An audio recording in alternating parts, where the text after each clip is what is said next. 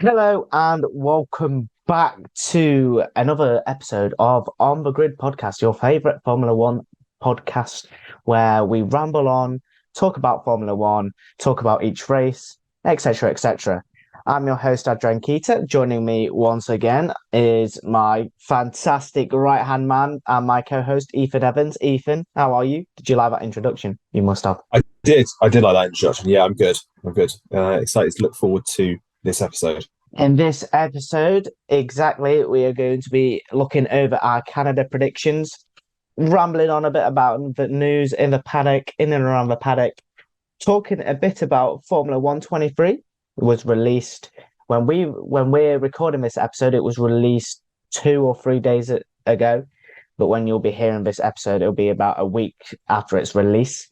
So we'll be talking about the ratings, talking whether we found the ratings fair, etc., etc. And to round off the episode, we're going to be looking at our Austria predictions as an Austria sprint weekend.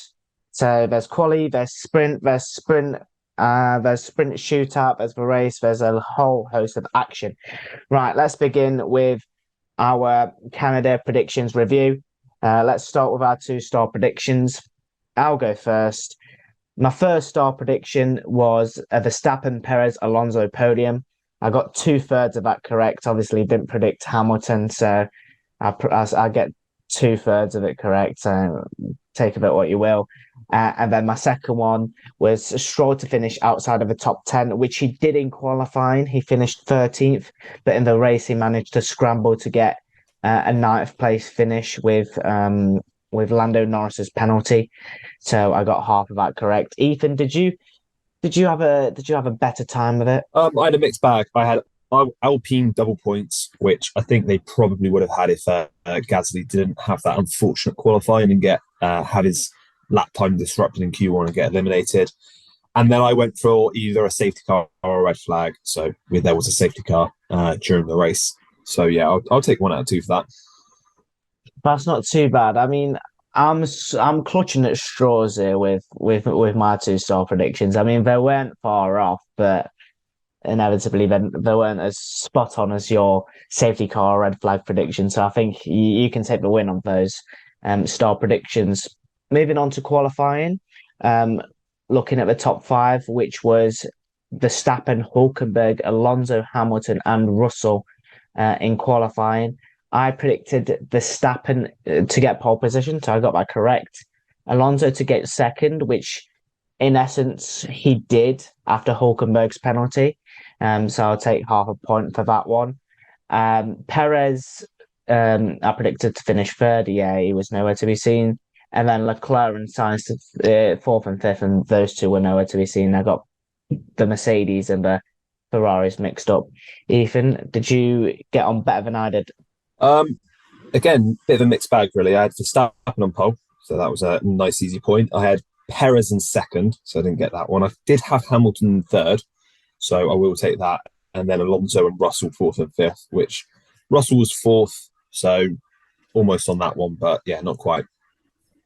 Yeah, so a nice little half a point, I believe, for the Hamilton in third, qualifying wise, because he technically qualified 4th, but with Hulkenberg's penalty, he was third, so we take half a point each for that one. And moving on to the race, I managed to get 2 out of 5. It could have actually been 3 out of 5 if I had some people the other way around. So I predicted Verstappen to win the race, Perez to come second, Alonso in third, Leclerc in 4th, and Hamilton in 5th. But in essence, it was Verstappen, Alonso, Hamilton, Leclerc, and Sainz. So if Hamilton overtook Alonso, it could have been a 3 out of 5. But I'll take a 2 out of 5 any day of the week. Yeah, exact same for me. I got 2 out of 5 as well. But if Hamilton got past Alonso, then I would have had 3 out of 5. So I got Verstappen to win, of course. Then I had Hamilton in second.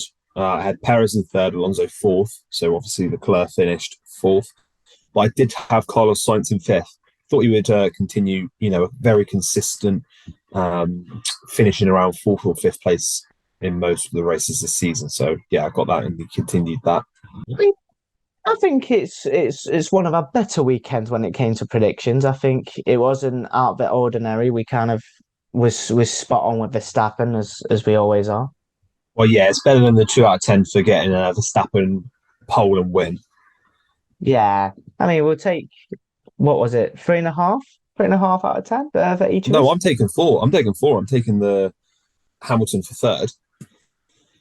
Okay, if you're taking Hamilton for third, I'm taking Alonso for second then in qualifying. Yeah, So that's I'll fine. have four That's then. fine because he started in second. Hamilton started in third, so I'm going to take that. Okay, I'll take four then. I'll take four and run. I think it's one of our better performances during predictions, obviously, because we're usually like 2 out of 10s. We just predict Verstappen to qualify on pole and win the We're on race. the charge. By the end of the season, we'll be getting 10 out of 10s each week. Yeah, you're gonna see me and Ethan on Mastermind, and our favorite subject, specialist subject, will be Formula One predictions. So just wait for that episode to drop. Yeah, just wait until Brazil or Abu Dhabi where we predict Logan Sargent to win. And he actually does. Okay, let's not get too far ahead of ourselves. Okay, I mean, you never know. This wonderful sport that we call Formula One, it could throw some curveballs, but I don't think he'll throw that big of a curveball. Moving on to our news segment, we've obviously seen the upgrades on the Aston Martin.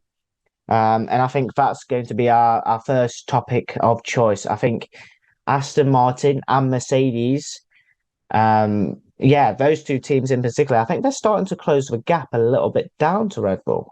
Do you think that could be the case, especially nearer the end of the season? I've seen I'm gonna pull a little bit of a quote out of here.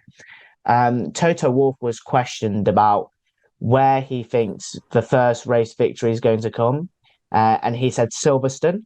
So could there be some more upgrades coming between now and the British GP in 2, 3 weeks' time? Well, I hope so. They've got what?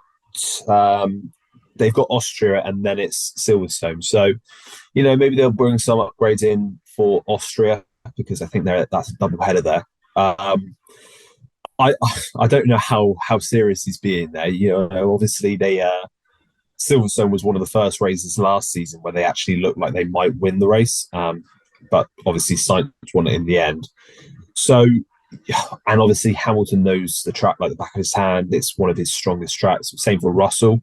But it's going to be difficult to win this early in the season. I think realistically, by the end of the season, if they can start competing for the wins, so maybe you look at sort of Brazil, you look at Mexico, sorts of tracks like those where they could at least compete for wins, maybe not win them. Maybe if they could get a couple of wins by the end of the season, I'd be pretty satisfied with that as a Mercedes fan. But yeah, it's difficult. We'll have to wait and see.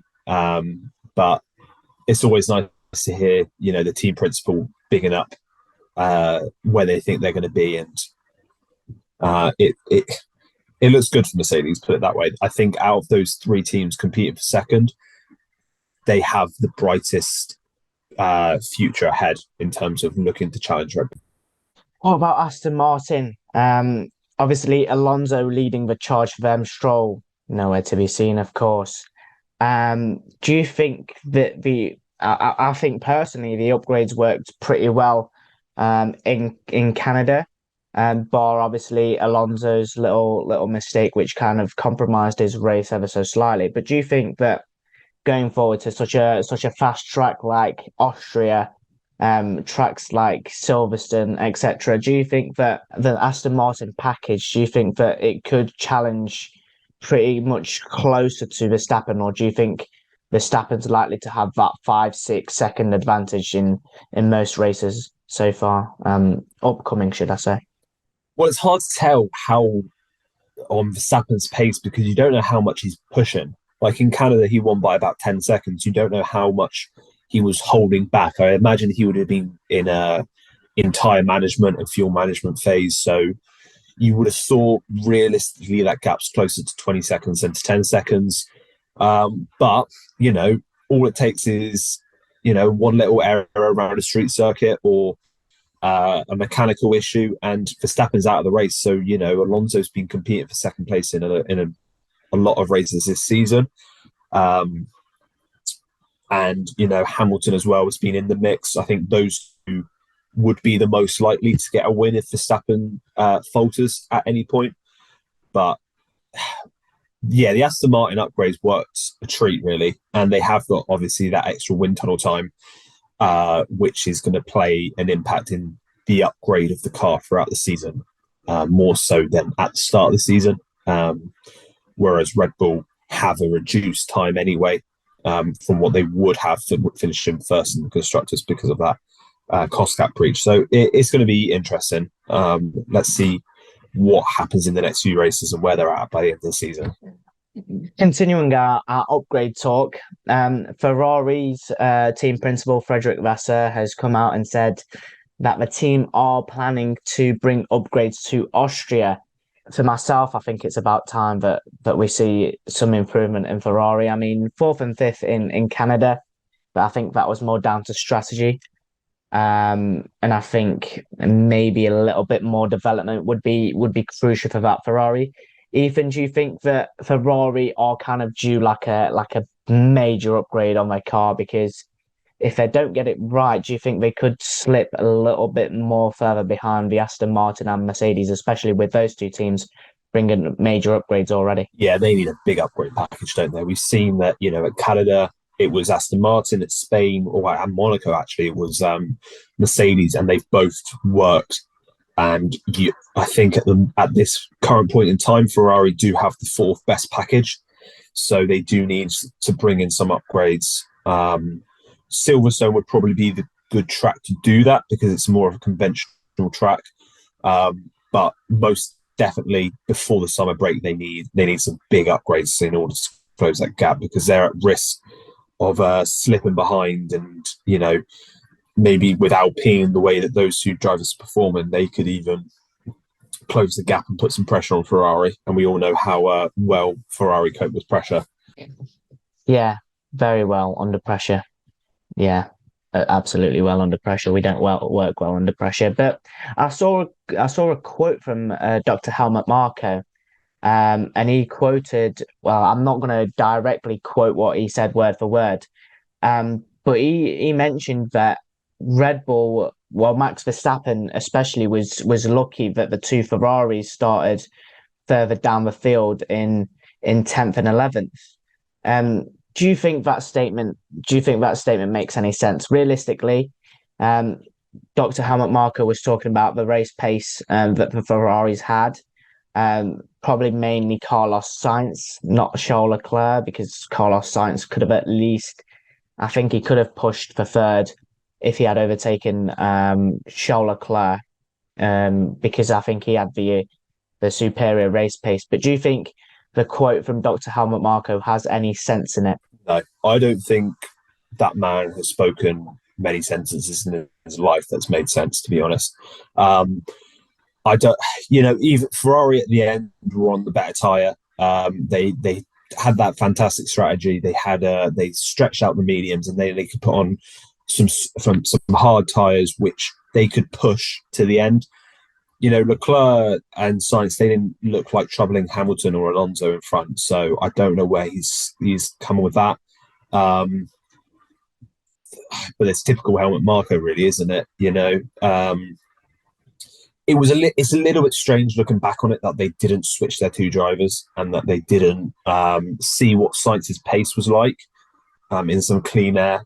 And, if he could have had a go at Hamilton or Alonso, then let him. And, if he can't make the overtake stick, then just swap them back over. It's as simple as that. We've seen it so many times with a lot of different teams where they switch their drivers to see what their pace is like, see if they can make some progress. If not, they just switch it. They switch it back. So, obviously the prime example which comes to mind is Mercedes at Hungary with, I think it was in 2018 when they were fighting the Ferraris. But yeah, it was a little bit strange, but I don't see how Ferrari are going to be Red Bull's biggest challengers, if I'm perfectly honest. Nah, coming back down to earth, I don't think that's likely to happen anytime soon until we bring some big upgrades. That is unlikely to happen. But a man that lacked pace during the Canadian Grand Prix was Sergio Perez. He could not challenge the Ferraris at all and finished in sixth place after qualifying 12th. His comments after Canada was that he's less concerned about where he finishes in the championship at this current stage in time, but he's more concerned about the lack of pace that his Red Bull car had. Ethan, I mean, the consistency of Sergio's performance have just gone downhill. He's obviously failed to qualify into Q3 on three occasions since Miami. That's four times out of the last 9 races that he's failed to do so. Obviously, pressure is mounting on the Mexican, but do you think that it's his chances are now or never? Like, he needs to pull his finger out, otherwise he could seriously be on the chopping block. Yeah, well, you could argue that you should have really finished second in the championship last year, given all of the woes that Leclerc had throughout the season. I don't necessarily agree with that. I think his championship position is going to be very important. Because if he finishes, he could quite easily finish down in 4th at this rate. You know, Alonso's 9 points behind. Hamilton's only about 20 odd. So, and those two drivers are being in excellent form. They're probably the second and third best drivers on the grid right now. And I think there was such a gap between the top 3 in Verstappen, Alonso, Hamilton, and the rest of the field. And I think that's quite evident in the performances this season, to be honest. But yeah, the downfall of Sergio Perez this season is quite odd. It's almost happened overnight. Maybe he's feeling a little bit of pressure because, you know, he was in a bit of a title fight and now he's not, which is quite evident. But, you know, you've got 4 races before the summer break. He needs 4 podiums, realistically. He needs 4 podiums and maybe even one of those being a win. But I'm sure he would just take a couple of decent races, not too much happened. He can finish 30 seconds behind his teammate, but as long as he's picking up a podium at this stage, that is going to be the most important thing for Sergio Perez, because else he's going to find himself under a lot of pressure. I think he's only got 1 year left on his Red Bull deal. And, you know, there's a lot of competition in the Red Bull Academy and some you know, a certain Daniel Ricciardo waiting in the wings, who I'm sure would love to have a crack at it. But yeah, we'll have to wait and see what happens, see how it evolves. And yeah, it'll be an interesting one to follow throughout the rest of the season, I'm sure. Of course, Daniel Ricciardo has come out and said he would love the chance of returning to Red Bull. And a fairy tale return could be on the cards if Perez fails to perform.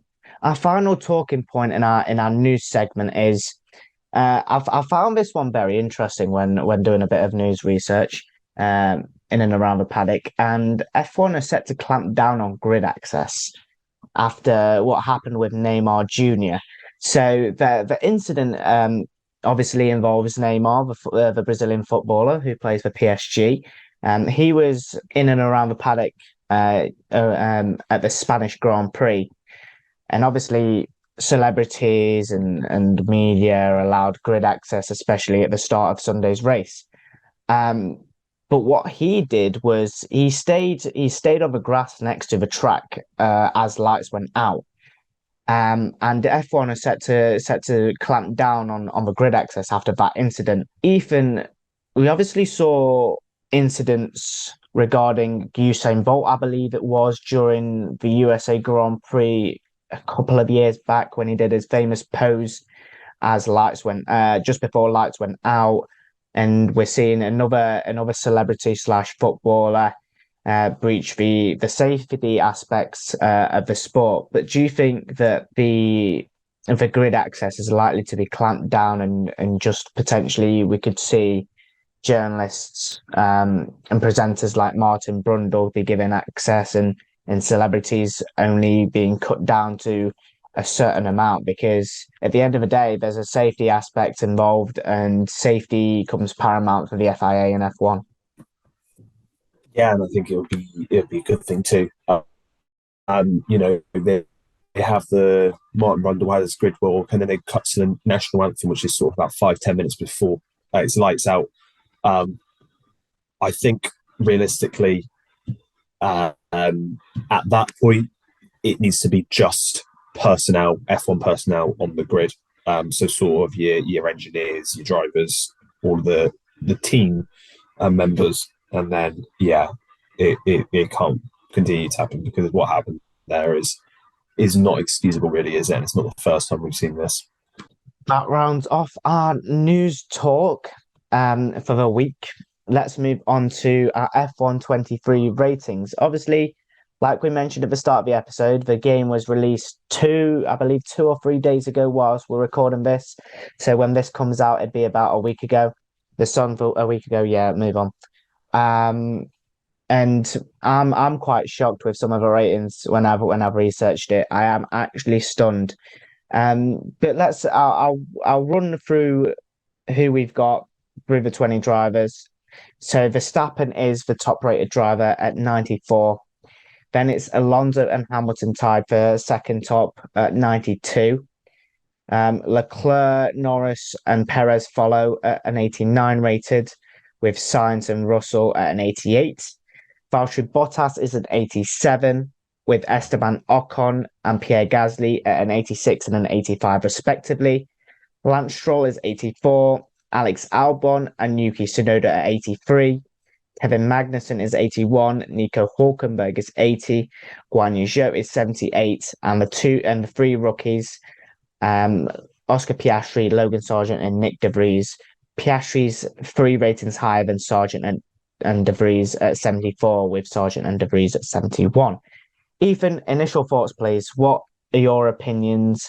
Is there anyone that stands out there that should be higher, that should be lower? Well, I think overall it's not too far off. There's a couple of changes. There's 2 big ones, I think.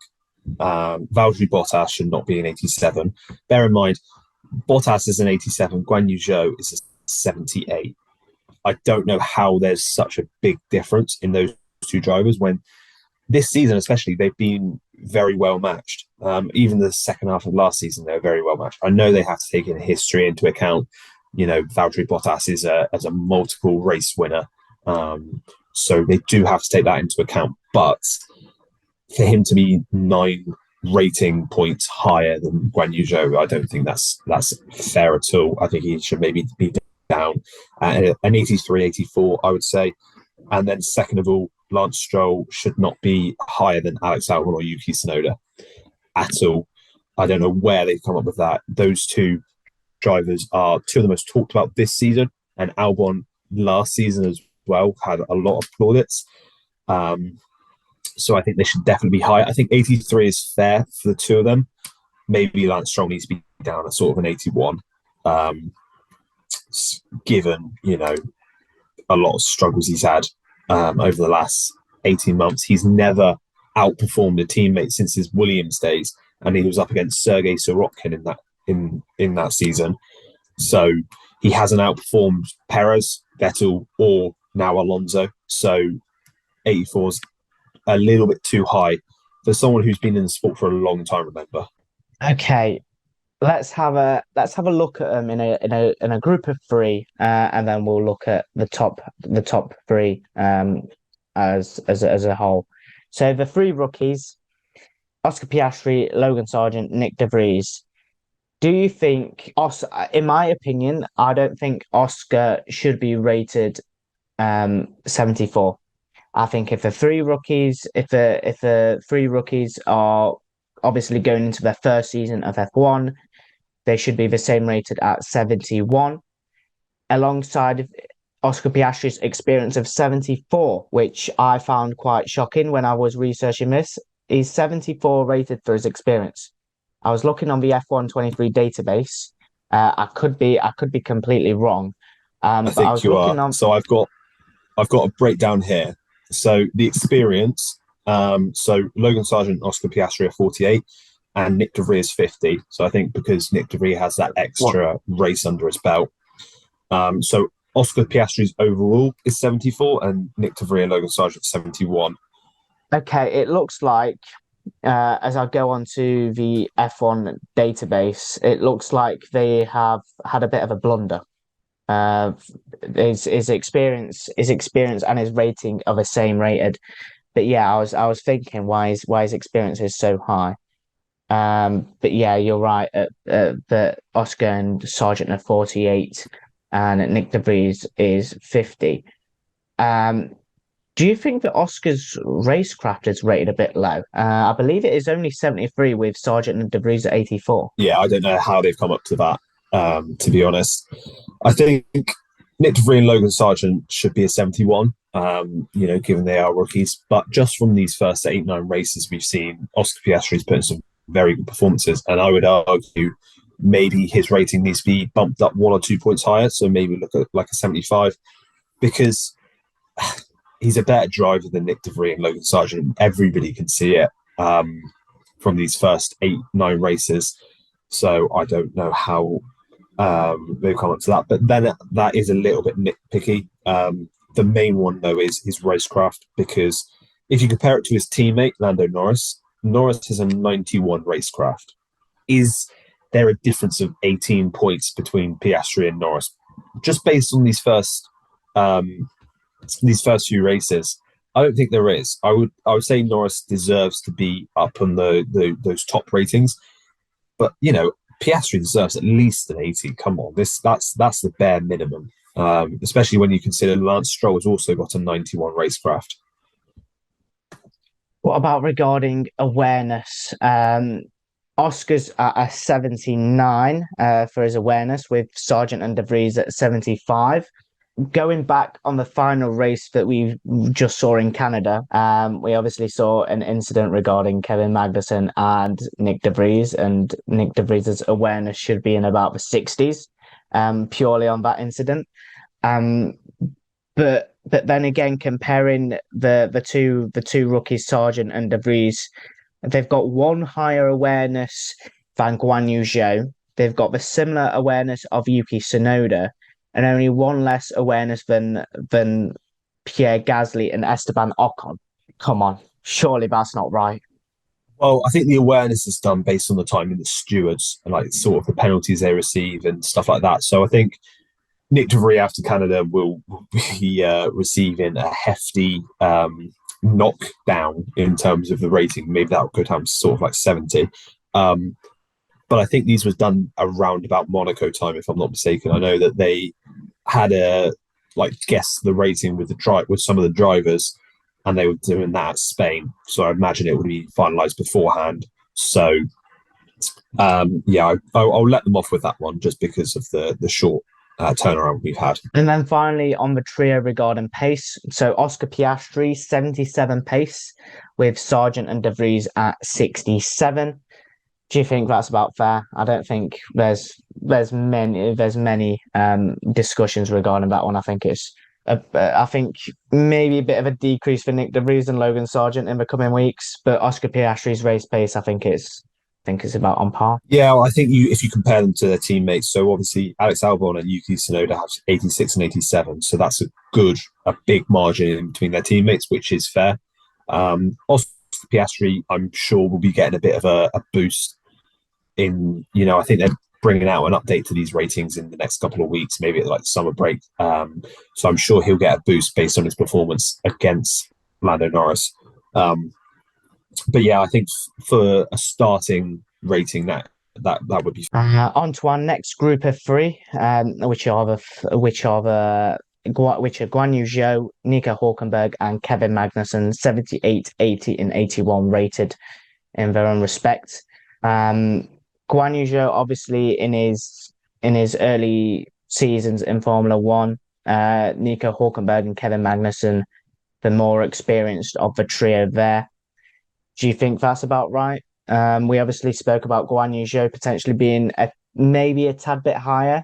If we're talking about Valtteri Bottas being 87 rated, I think Guan Yu Zhou should be looking at maybe 80, 81 being about on par with Nico Hulkenberg and Kevin Magnussen.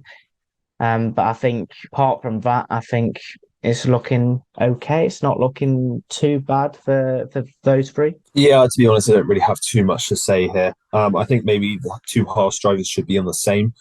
or maybe even Nico Hulkenberg be one higher, maybe switch those two. So Hulkenberg's got the 81 because I think this performances this season, Hulkenberg's been slightly better. But yeah, I think with Guan Yu Zhou, I think that's more of a discussion against Valtteri Bottas being lower than it is Guan Yu Zhou being higher. So I think 78 is fair, and then maybe in the update they give, it'll be pushed up to sort of an 80 based on his recent performances, especially in Spain, where he was phenomenal. On to probably our most discussed trio. It's Lance Stroll, Alex Albon, and Yuki Tsunoda. One rating between the three of them, with Lance Stroll having the superior rating of 84. One stat for me that just stands out like a sore thumb is Lance Stroll's racecraft being at 91. Ethan, talk to me. Obviously Alex Albon 81, Yuki Tsunoda 79 rated for the racecraft. Yeah, I don't know how Lance Stroll is in the 90s. Better than Pierre Gasly, better than Valtteri Bottas, better than George Russell. Yeah, I don't know. It's shocking. It's shocking. I don't know how Lance Stroll is higher. I think he should get a significant downgrade in this first update rating. The racecraft is baffling. How is he at a 91? You know, Tsunoda and Albon have been two standout performers this season. And, you know, in our 1 to 10 rankings, that has been reflected. We'll go over them in detail over the summer break. But just for a bit of context, both Albon and Tsunoda are in our top 10, and Lance Stroll was in our bottom 5 for the average ratings this season. So that tells you all you need to know about his performance. But yeah, Lance Stroll should really be about an 80, 81. He should be no higher than that. I think they've made a big mistake there. But I will say Albon and Tsunoda do feel around an 83 mark. I think they should be the same rating. They have very similar attributes, and you get the same sort of feeling seeing how well they're both doing in two subpar cars for the level of driver they are. And I think that it's more of a comment about Lance Stroll being too high than the others. On to another trio that we're likely to critique very much so is Valtteri Bottas, Esteban Ocon, and Pierre Gasly. Bottas the higher rated of the trio at 87, Ocon at an 86, and Pierre Gasly at an 85. Once again, do you think? I think they've gone quite critical with Pierre Gasly's rating. I don't think 80. I think he should be on par with Esteban Ocon, if anything, and I think Valtteri Bottas should be a touch lower than the two, maybe even level with Albon and Tsunoda. Your thoughts, Ethan? I don't really have an issue with Ocon being slightly higher. I think overall this season, you got to say Ocon's been the more consistent of the pair, and obviously hit higher heights as well with that podium in Monaco. So I think that would be really nitpicking to say that they should be the same rating. I don't have too much of an issue. What I do have an issue with as well is the fact, Pierre Gasly's only one rating higher than Lance Stroll, and that they're both below Valtteri Bottas. So I think it's more of a case of when you compare it to other drivers, it doesn't make sense. But when you take it in isolation, yeah, that's fair. But as you said, yeah, Valtteri Bottas should be nowhere near that high. He's got a 97 awareness. I know he doesn't have too many penalties, but that is, if I'm not mistaken, that's the highest awareness score of any driver, which I do find very, very strange. So yeah, not too sure how they've worked that one out, but yeah, Valtteri Bottas should be around about the 83, 84 mark for me. On to our 288 rated drivers in F1 23. At the start of the game, it is Carlos Sainz and George Russell, both at an 88 rated, like I say. Carlos Sainz probably has, he's got the better experience and the better racecraft, but he's got 2 less awareness and 4 less pace.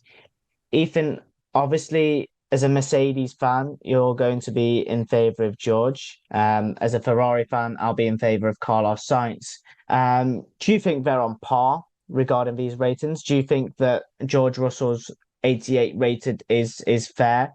I mean, on the basis of this, and further drivers up the field, I think it might be fair, but in the grand scheme of things, maybe touch less. But yeah, what do you think? What do you make out of the two 88 rated drivers? Do you think their rating is fair? Not entirely. No, I think Carlos Sainz's 88 does sound about right. But George Russell, I think, should maybe just be an 89 because of the season he had last season. He beat Lewis Hamilton, a 7-time world champion, who has fought for the title every year since 2013, when Russell was made his teammates. So, that's about 8 years in a row he's fought for the title until the last race. And Russell beat him out at the first time of asking. So I think maybe an 89. I do think that awareness at 83 is a little bit lower than the other drivers ahead, which I do think is fair. But yeah, Carlos Sainz's racecraft at 92 may be a touch high, given that it is the same as Leclerc. But I think an 88 is fair, and then Russell at an 89 would be more appropriate. But I don't have too many complaints with how it is. Yeah, I'd probably agree with you. I think George being at an 89 and Carlos being at an 88 is probably about right. I think that the two awarenesses, 81 for Carlos and 83 for George Russell, maybe a little bit touch low, especially looking at the drivers ahead, and especially looking at Valtteri Bottas having 97 and being a rating lower than them. So I think, yeah, apart from those two stats and maybe George's rating going up to an 89, I wouldn't have it any different. Looking at the 389 rated drivers, Charles Leclerc, Lando Norris, and Sergio Perez. Lando should be an 89, full stop. I don't think he deserves it. I can't fault him. He's a fantastic driver, but he shouldn't be ahead of Carlos Sainz and George Russell in that aspect. So I think maybe an 87 there. Charles being an 89, maybe after the season that he had last season, maybe bumped up to a 90. I wouldn't disagree with that one too much. And then Sergio Perez, once again, I think he probably warrants to be in the 90 club after last season, but after recent performances, maybe 89 would be about right for Sergio. Ethan, looking at the other stats as well, racecrafts all in the 90s. Norris's awareness, the lowest at a 79, and then Checo's pace the lowest at an 87. Do you think that any stats in there should be changed, should be bumped up? What's your opinion? Yeah, well, I agree with you. I think Norris should maybe be an 87 or an 88. I can see him being the same as Sainz, possibly, but he shouldn't be the same as Russell. Russell should be slightly higher than Norris. I agree that Leclerc should be a 90. I don't know whether you're not going too hard on that because of the Ferrari bias, but I will just say I think he should be a 90 rating. I think he should be higher than Perez. Yeah, I don't have too many complaints, but this is what I mean as well. I think Russell should be the same rating as Perez. So the way I would have it would be Leclerc at 90, then Russell and Perez at 89, then Sainz at 88, and then Norris at 87 or 88. That's the way I would do it. And then I'd have Valtteri Bottas much lower, sort of like an 84, 83, personally. Well, of course, it's early days. There's obviously going to be a patch very, very soon, and we'll probably be reviewing it during the summer break sometime. We've got plenty of time to be reviewing it then. So we'll likely have a look and go up against the stats that we've got here and see what the patch has brought to us and see who's changed the most, etc. But moving on to the top three, which is Max Verstappen, Fernando Alonso, and Lewis Hamilton. Verstappen at 94, Alonso and Hamilton at 92. Ethan, do you think? Well, I don't think I even need to ask this question. Hamilton higher than Alonso. I think that's plain sailing. Definitely. Yeah. So as you said, Hamilton and Alonso both 92, Verstappen on 94. I would give Hamilton the edge on a 93. And if you want to complain that, he should be that close to Verstappen, I'd be happy to even bump Verstappen up to a 95. The guy's untouchable at the minute. I would say he could even be bumped up to a 95, and then you have Hamilton slightly higher. But I think it is important that there is that bit of gap between Alonso or between the third of those three, which I would say should be Alonso, and fourth place, which I think should be Charles Leclerc, because I think those three are clearly the three best drivers on the grid at the minute. That rounds off the 20 drivers on the current F1 grid. But of course, we always get hit with a few My Team icons. So I think it's a good way to kind of round off these ratings, having a look at the icons. So the ones that we've got returning with the Champions bundle, obviously Michael Schumacher, Ayrton Senna, Jacques Villeneuve, a new addition of Nigel Mansell, returning Mika Hakkinen, Jenson Button, Felipe Massa, Mark Webber, Kamui Kobayashi has been added. Aiden Jackson is obviously with Breaking Point.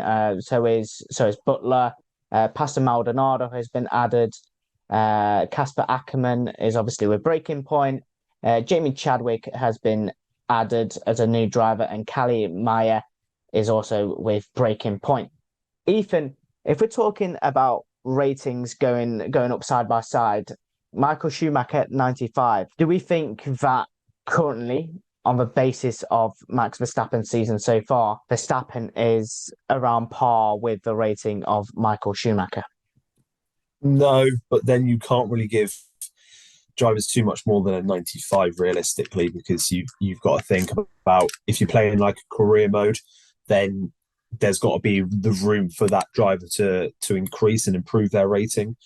So I understand that. However, if we're talking, it's very difficult when you're talking about old drivers, because you take in someone like Michael Schumacher in their prime at 95, but then Lewis Hamilton's a 92. Lewis Hamilton, statistically speaking, is a better driver than Michael Schumacher, or certainly Ayrton Senna. Ayrton Senna's a 94.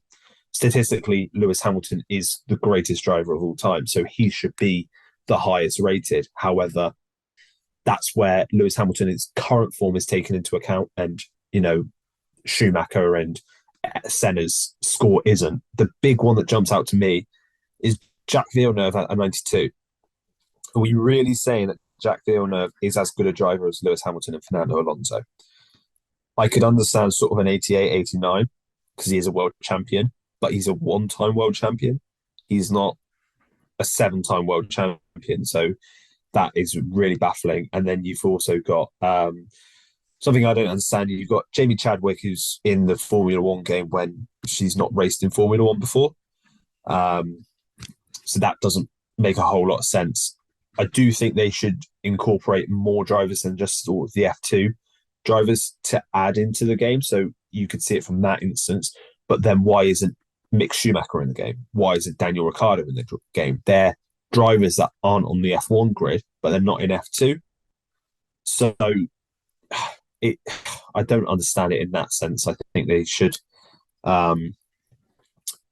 if they're going to include other drivers to make your career, or you make your My Team career a bit more, give them a bit more options, then you need to be consistent. And it just seems like it doesn't seem right how they're adding Jamie Chadwick and not Mick Schumacher, for instance, who, when Mick Schumacher's driven in F1, is what I have to say. Likely they could include some patches where they could include, I'd even say include in Formula 3. It could be very cool in future games, going from F3 to F2 to F1.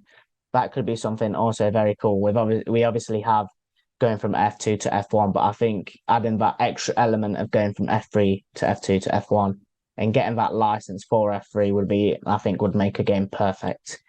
But that's rounded off our F1 23 kind of look at the ratings, look at the driver ratings.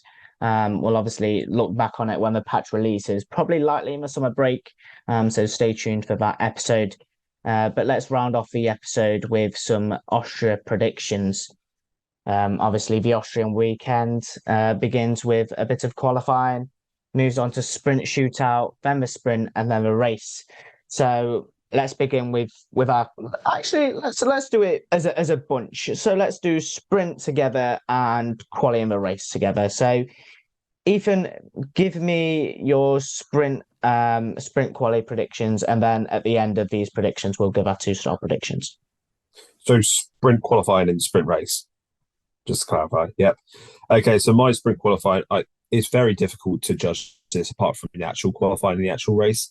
I've gone for Verstappen, Perez, Alonso for sprint qualifying, and then Leclerc fourth, Russell fifth.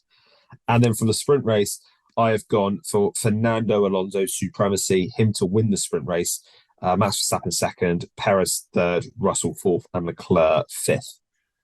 Well, I think a little bit of bias has hit me after reading that Frederick Vassar kind of quotes about upgrades. So I think you're going to be hit with a brick in the face here, Ethan, with regarding my sprint quali and sprint race.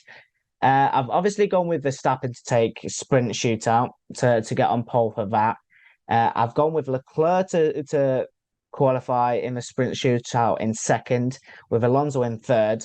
I've gone with Carlos Sainz in fourth, and I've gone with Sergio Perez in fifth. I think that his woes are going to continue.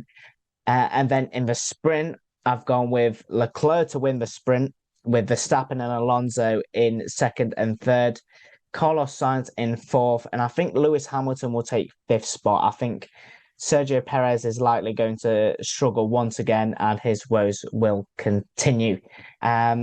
Ethan, give me your quality predictions. Put me back down to earth, and show me where Leclerc and Sainz actually deserve to be. Yeah, so I've actually, I've taken, I've not actually been as hard as I could be for Ferrari. You see, Verstappen on pole, of course. I've gone for Alonso second.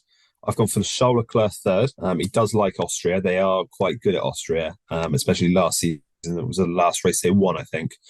Ferrari. No, Leclerc. Last race Leclerc won. Hamilton fourth and Sainz in fifth. That is so close to my predictions. That could have not actually worked any better. So I've gone with Verstappen to get pole, Alonso in second, Leclerc in third, Hamilton in fourth, but I've gone with Sergio Perez to qualify fifth instead of Carlos Sainz. And then moving on to the race, I've gone with another Verstappen masterclass. I think he'll win the race once again. Obviously, Red Bull's home race, if you want to call it. Leclerc in second, Alonso in third, Perez coming up to finish fourth, and I think another good Carlos Sainz performance. I think he'll finish fifth ahead of the two Mercedes. Ethan, your thoughts on the race? So yeah, I've gone for Verstappen win, of course. I've gone for Alonso second, Hamilton third, so to match the podium from last weekend in Canada. I've gone Sergio Perez fourth. I based that on the fact that I don't think he'll make it into Q3. And I've gone Charles Leclerc to finish fifth. Okay, on to our two-star predictions. Ethan, give me them first, and I hope they do come into fruition because they never usually do. So Verstappen to win by 20 plus seconds. I think that's a fairly safe one. This is for the main race, not for the sprint race, by the way. And I've gone for Alex Albon points, which I will accept points in the sprint race as well. Just to let you know on that one. Okay, so for my two-star predictions, I've gone for 3 or more DNFs. I think Austria, on some occasions, especially a couple of years back, we saw at least 8 retirements. And I think that will likely come to fruition. I could see 3 or more DNFs happening. And I see the red flag. This is for the whole weekend. I see the red flag being brought out 4 times on the weekend. So that's over practice, sprint quali, sprint qualifying, and the race. Are we really including practice in this? Okay, we'll just do the 4 main segments. So quali, sprint, shootout, sprint, and the race 4 times. I'll tell you what, I'll accept it like 3 times if it's not doesn't include practice. Okay.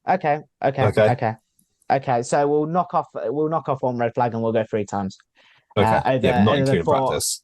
Over the 4 main sessions. 3 red flags.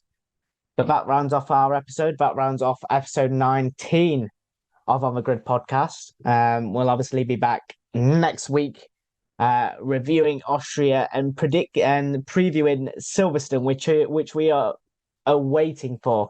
We can't wait to see, maybe even be recognised. You never know. We could be recognised for the two dudes that do On the Grid podcast. This is an audio-only podcast, though. Yeah, but I mean, people follow our Twitters, follow our social medias. So, I mean, it could happen. No? You never know. You never know. That's what I'm saying. We could be recognised, or they could just recognise us for our voices, which would be very weird because there's no voices on any of our social medias. Yeah. Hopefully you guys, some of you guys could come and say hello. I don't know. We could get recognised. But yeah, that's about it from us this episode. We'll be back next week, as I say. Thank you for listening, and goodbye.